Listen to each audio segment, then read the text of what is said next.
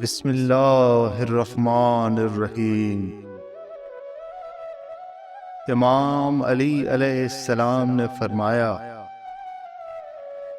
جو شخص لوگوں کے ساتھ دین کے بارے میں دھوکے اور فریب کرتا ہے وہ اللہ تعالیٰ اور اس کے رسول حضرت محمد صلی اللہ علیہ وآلہ وسلم کا دشمن ہے۔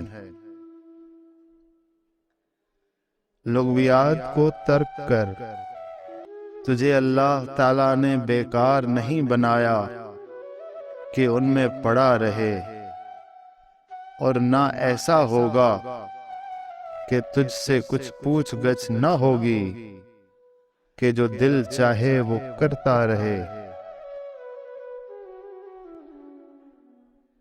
تمام لوگوں میں سب سے زیادہ بدبخت وہ شخص ہے جو اپنے دین کو دنیا کے بدلے میں بیچ دے۔ بدکار آدمی گویا کہ دوزخ کا ایک ٹکڑا ہے۔ میں ایمانداروں کا سردار ہوں اور مال و دنیا بدکاروں کا ہے۔ جس شخص میں بصیرت اور سوچ سمجھ کا مادہ ہوتا ہے اسے علم و حکمت حاصل ہو جاتی ہے۔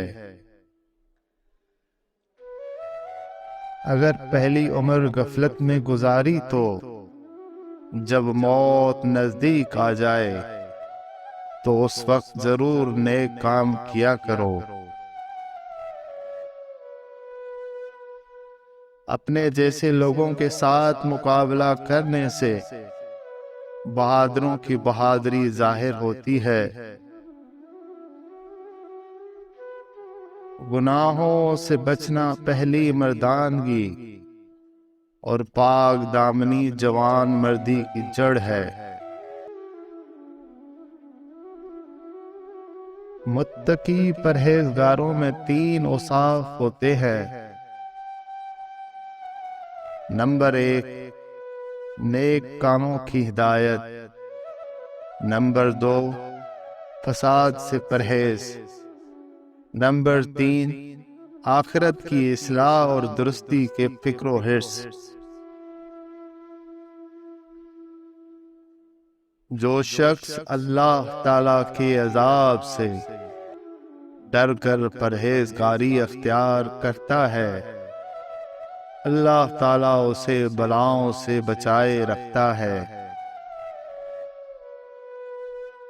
جو شخص پرہیزگاری کا لباس پہنتا ہے اس کا لباس کبھی پرانا نہیں ہوتا۔ پرہیزگاری اچھا عمل مگر جھوٹ بہت بڑا عیب ہے جو آدمی کو ذلیل و خوار کر دیتا ہے۔ مومن کی پرہیزگاری اس کے اعمال سے ظاہر ہوتی ہے اور منافق کی پرہیزگاری صرف اس کی زبان پر رہتی ہے۔ سب سے افضل پرہیزگاری حرام کاموں سے بچنا ہے۔ بے شک سب سے زیادہ خوش نصیب وہ انسان ہے جو اللہ تبارک تعالیٰ کے تقسیم پر راضی ہو۔ جو شخص اللہ تعالیٰ کی تقدیر پر راضی رہتا ہے وہ نہایت چین و آرام سے زندگی بسر کرتا ہے۔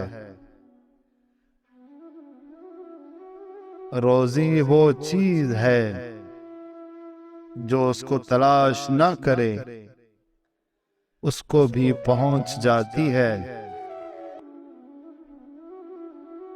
تقدیر پر راضی رہنے پر غم دور ہو جاتے ہیں۔